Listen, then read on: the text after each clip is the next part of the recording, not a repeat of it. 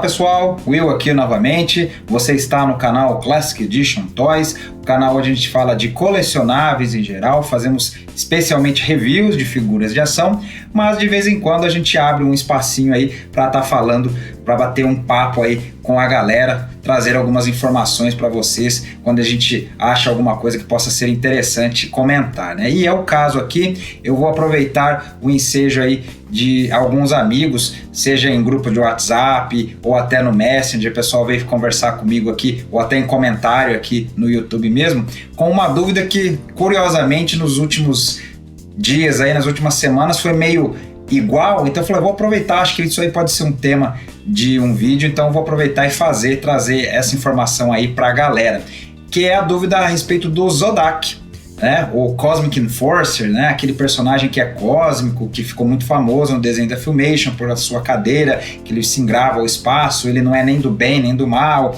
e fica lá tentando manter o equilíbrio entre as forças do bem e do mal.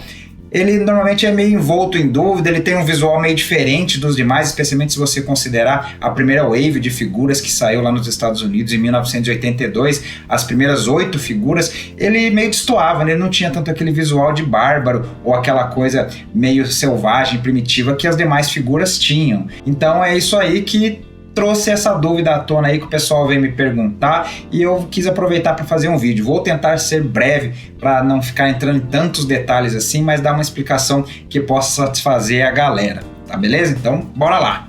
Quando o pessoal normalmente está falando do Zodac, a principal dúvida é com relação à sua aparência. Afinal, nas mídias ele é normalmente apresentado ou como um guerreiro do bem, ou pelo menos neutro, pelo menos não é do mal, mas na figura de ação original ele tem partes dos guerreiros do mal, né? Ele tem aquela perna, aquele pé com 3 dedos, né? Aquele pé de monstro, o braço também é de monstro com aquelas pontas aqui nos antebraços, as unhas mais compridas como se fossem garras, que normalmente são partes que você vê no esqueleto, no aquático e em vários outros guerreiros do mal. Então normalmente fica essa dúvida, o pessoal se pergunta, e a resposta mais simples para isso seria questões de fabricação e um tapa-buraco, uma figura meio feita às pressas. Mas calma aí que eu vou explicar para vocês exatamente como é que foi.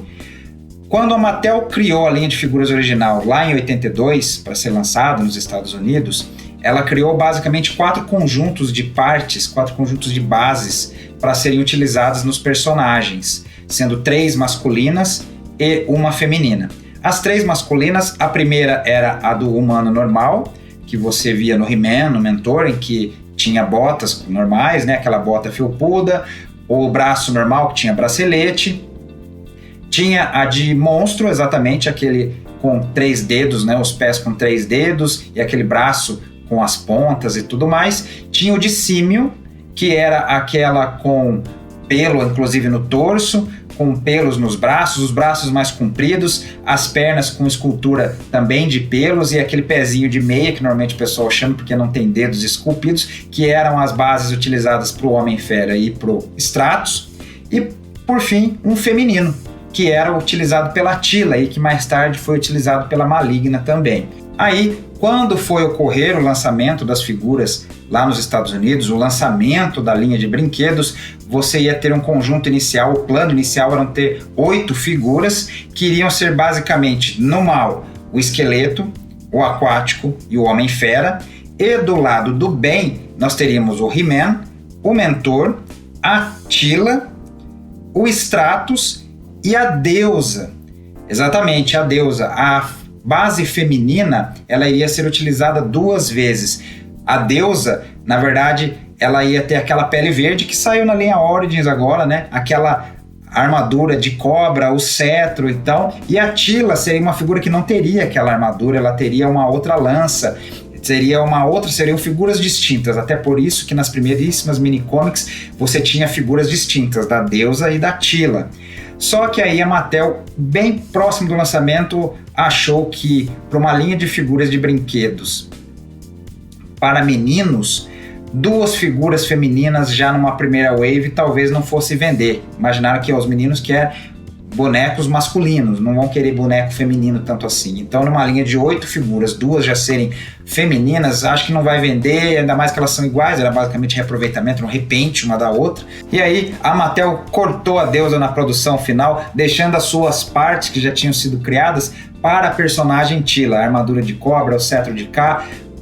Teela também já ia compor junto com o escudinho. Então, criaram uma nova personagem que era a Teela e a deusa ficou de fora. Só que aí a Mattel ficou com um problema, porque a sua primeira wave planejada para 8 figuras, agora tinham 7, faltava uma, né? E estava desbalanceado, né? O lado do bem tinha 4 personagens, o lado do mal estava só com 3, então acharam que o mais correto talvez seria colocar mais um personagem para as forças do mal, para ficar tudo equilibrado. Aí já começa desde aí o Zodak vendo a questão de equilíbrio, e aí foi aí que veio o Zodak, né? O Mark Taylor estava criando seus conceitos e tal. Ele foi fácil de produzir, simplesmente fizeram uma mescla das partes lá, braços e pernas do esqueleto, peito do Homem-Ferro do Stratos, pronto, tá aí o personagem novo. Foi só criar uma head nova, um colete novo e uma arma nova, que é aquele rifle laser lá, aquele blaster que ele possui, e pronto. Lembrar que guerreiros espaciais eram bem famosinhos na época, inclusive o Zodak chegou a constar nos primeiros catálogos aí como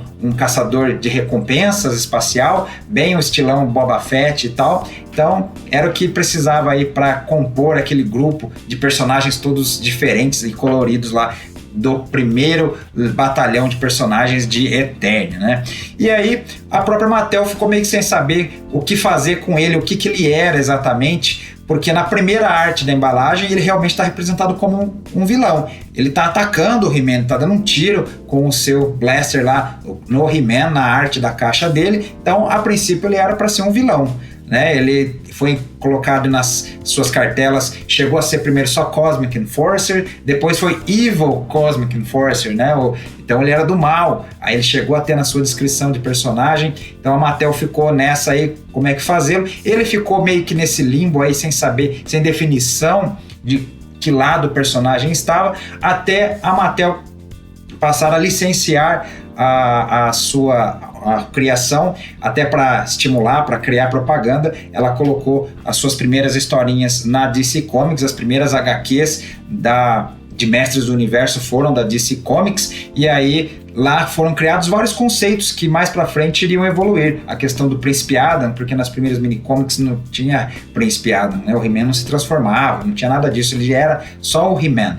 E aí foram vários conceitos que foram sendo criados nas HQs da DC Comics. E o Zodak, como meio que um guerreiro meio igual o Metron dos Novos Deuses, do Jack Kirby, ou seja, um ser espacial aí que ele é neutro e tal, ele viaja, ele singra o espaço na sua cadeira cósmica, foi criado exatamente aí nessas primeiríssimas HQs. E aí o Zodak, ora ele ajuda os guerreiros do bem, ora ele se mantém neutro, ele tenta manter as forças do bem e do mal em equilíbrio. Tem vezes que ele ajuda o He-Man, tem vezes que ele nada faz. Então foi aí que foi sendo criado esse conceito do Zodak. Quando o desenho da Filmation estreou, aí sim, esse conceito lá criado nas HQs se solidificou mesmo. Foi assim que ele apareceu nas HQs, inclusive aí expandiu-se, né, que eles seriam como se fosse uma tropa, tipo uma tropa dos Lanternas Verdes, esses guerreiros cósmicos aí. Então vários deles também usam aquela vestimenta do Zodak, é bem legal. Aí o conceito do personagem foi cada vez ganhando mais substância, né? Foi cada vez ganhando mais elementos, e aí foi chegando no Zodak que nós conhecemos hoje,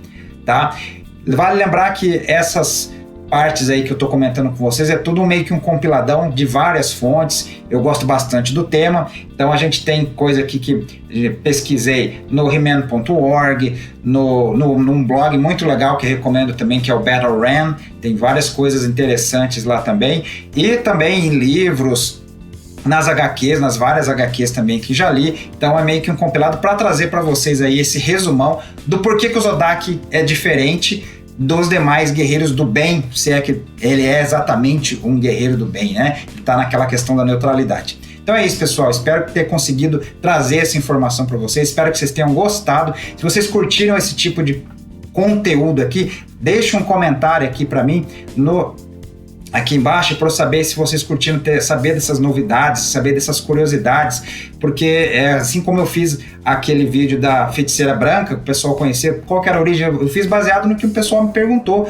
nos comentários, e aí é da mesma forma aqui falando do Zodak, do porquê ele ser desse jeito que ele é, e porquê que tem essa dúvida aí se ele é guerreiro do bem, se ele é guerreiro do mal, e esses conceitos dele de onde vieram, tá bom? Espero que tenham gostado desse nosso vídeo. Se esta é a primeira vez que está nos visitando, seja muito bem-vinda, seja muito bem-vindo. Inscreva-se aqui para acompanhar as nossas postagens, os nossos vídeos. A gente tem bastante vídeo aqui, especialmente de mestres do universo. A gente tem muitos reviews e de vez em quando a gente faz um vídeo como esse aqui, desses bate-papos e desses comentários, ou de curiosidade, de novidade, sempre para trazer alguma coisa aí de conteúdo que possa ser relevante com relação a Motu para vocês aqui. Tá bom? E se ainda não é inscrito no nosso canal, inscreva-se também, acompanhe as nossas postagens, compartilhe com seus amigos para fazer o nosso canal crescer cada vez mais, que isso nos ajuda pra caramba, inclusive deixar o joinha aí pra gente, que dá uma força que vocês nem imaginam, que aí o YouTube vê que esse conteúdo é relevante, é importante e vale a pena ser divulgado, tá aparecendo na primeira página do YouTube e aí vai fazendo a nossa comunidade crescer cada vez mais. Tá legal? Então conto com vocês aí, agradeço demais. Vou ficando por aqui então e a gente se vê no nosso próximo vídeo. Até lá!